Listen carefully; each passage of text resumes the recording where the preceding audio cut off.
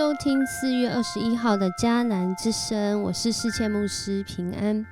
我们今天要来分享约伯记27章，感受委屈时就来祷告吧。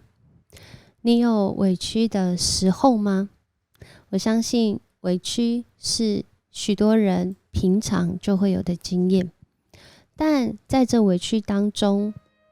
有一种委屈真的叫人难以忍受，就是这个委屈没有公义的答案，这个委屈没有情绪的出口。有一首歌这样说：如果在你心中一处有着许多疑问，令人灰心的痕迹，找不到平安，这些过去不断反映出来，使你每天都需要面对。有一件事我很确定， Jesus is the way。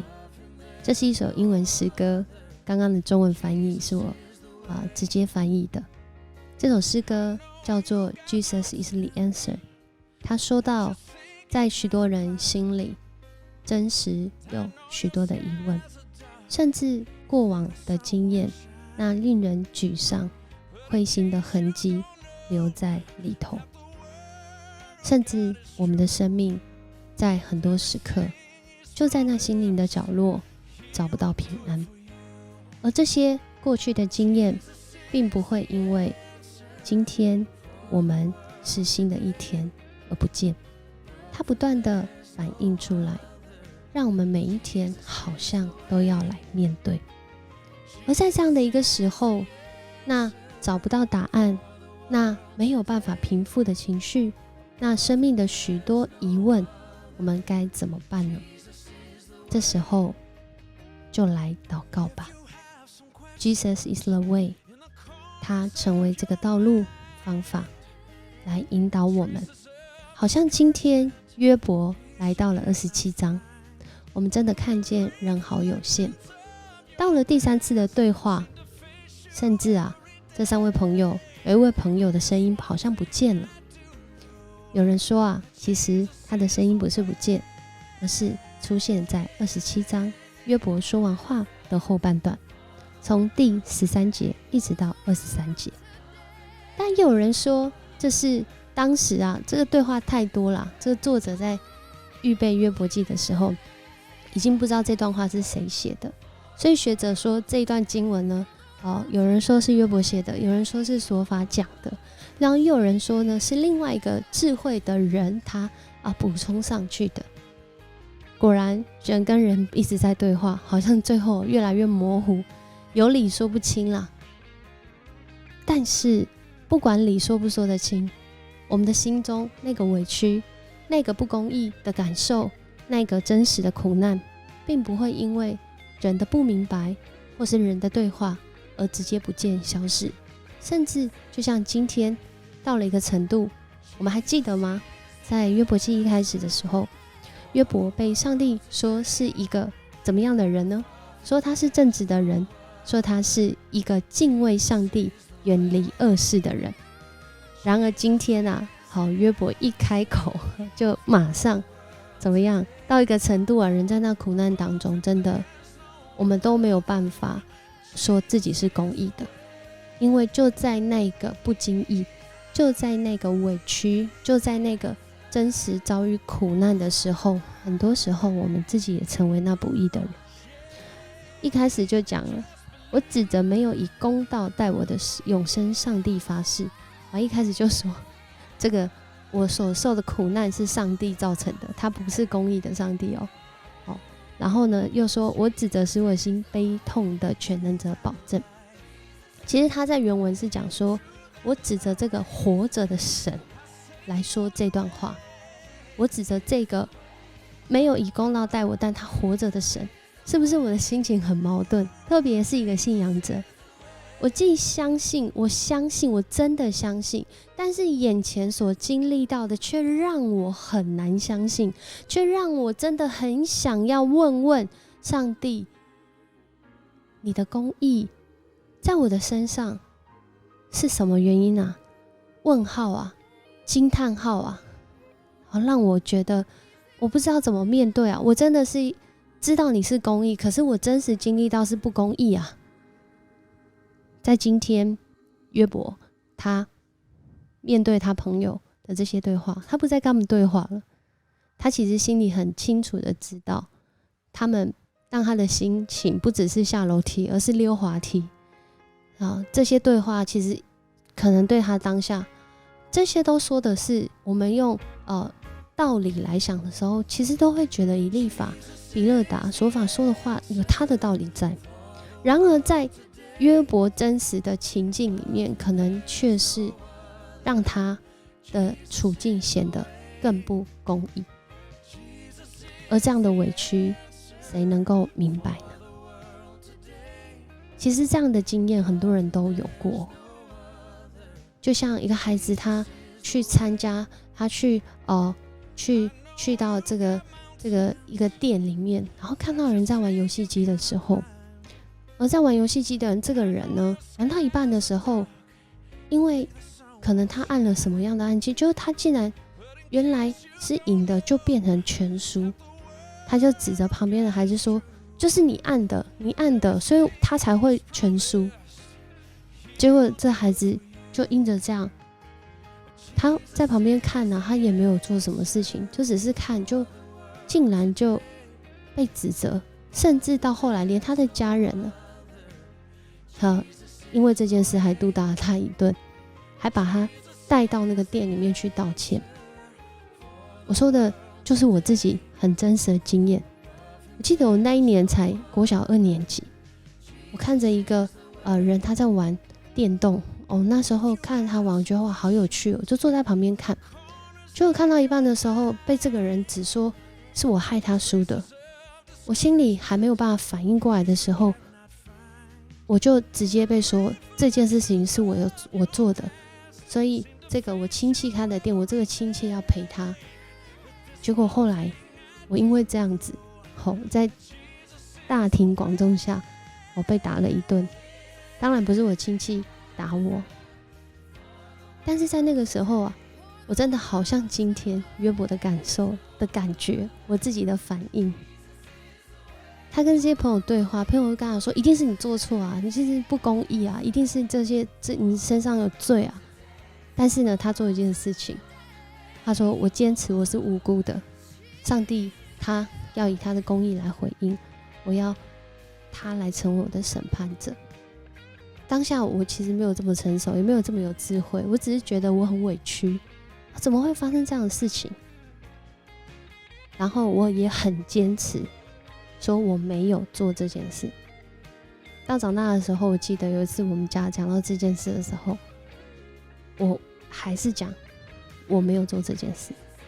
可是当下的那个委屈谁知道呢？当下那个委屈谁能够解答呢？在我们生活当中，我相信许多的人都跟我同样的经验，甚至你的经验可能是更委屈、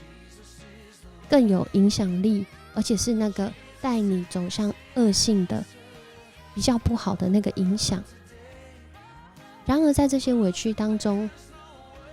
今天神的话带领我们走出一个新的眼光，就在罗马书8章36到37节，这里说：“像圣经所说，为了你的缘故，我们整天被置于死地，人把我们当作待宰的羊。”罗马书是保罗所写的，他引用诗篇44篇，讲到他们在回应上帝的工作的时候，他们的生命就好像一个待宰的羊，经历那个低谷，经历那个苦难，经历那个信仰的挣扎。然而他相信的耶稣基督却让保罗不仅是经历诗篇44篇这一篇是什么样的诗篇呢？这一篇是在讲一个经历惨败之后为整个社群所做的祷告诗，就是他在那一个看来是失落失败的境况中，好像是被上帝遗弃的这种感受当中，但是这个诗人却有一个很深的领受，是说我们扑倒在地上，被击倒在尘土中，但主求你起来帮助我们，因为你有永恒的慈爱，求你拯救我们。在那个惨败的经验中，我们好像待宰的羊。诗人说求你拯救我们，然而保罗说都不是，不只是这样，在这一切事上，我们是靠着爱我们的主已经获得完全的胜利。因为在罗马书他要讲一件事情，他要讲没有任何的事物能跟主耶稣的爱隔绝，因为主耶稣的爱是胜过死亡权势的爱。主耶稣的爱是爱我们爱到一个程度，不管我们有罪没罪，他为我们钉上十字架，胜过了一切人的罪恶，胜过了一切人的苦难。当我小时候知道原来耶稣是为了我钉上十字架的时候，我当下不是说我罪恶滔天，所以他为我钉上十字架，我很感动。我很感动的原因是因为原来有人跟我一样，甚至他不只是跟我一样，他连我做不好的他都为我付上代价，而且不只是被惩罚被打，而是被钉上十字架，是流出了宝血为我们的生命付上代价。我觉得这个信仰好美，它美的不是因为我们相信是一个很荣耀高高在上的上帝，而是有一位真实理解我们心理感受，并且能够带领我们靠着他的爱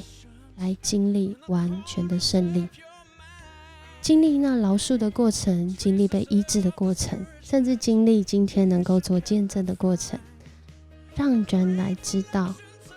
当我们委屈的时候，神知道，他要跟我们在祷告中会遇，他要带领你，让你的生命有出口，因为 Jesus is the way, He's the answer， 他是那个答案，他帮助我们。我们一起来祷告。爱我们的主，我们向你献上感谢，谢谢你带领我们，让我们看见，主啊，不论我们是做对做错，不论我们是正直或者是我们是罪人，主啊，你都爱我们。你在我们感受委屈的时候，主啊，那些委屈可能是我们自己找来的，可能是我们无故受害的，但主你都知道，你让我们的心因着有你的同在，主啊，我们能够找到那个解套的方法，能够看见在那苦难当中那更深对我们生命能够让我们喜乐的原因。主，谢谢你。我们真的要说，约伯记真的不是用讲的就能够明白，因为我们真实经历的苦难跟委屈，真的只有主你能够完全的明白，甚至你带领我们在这当中来经历医治和好得胜。恳求主你帮助我们，也带领我们，让我们在此时此刻，在我们的祷告当中，主啊，你就在回应我们的祷告，你就再次跟我们说，你用永恒的爱来爱我，你用永恒的爱来爱你。当我们听到这是我们生命中的福音，我们知道无论在什么境况中，我们都是被接住，我们都是被同在，我们都是被调整改变，甚至充满盼望。我们向你献上感谢，谢谢你持续的让我们在你的话语当中来认识你，也认识自己。我们这样祷告，奉主耶稣的名求，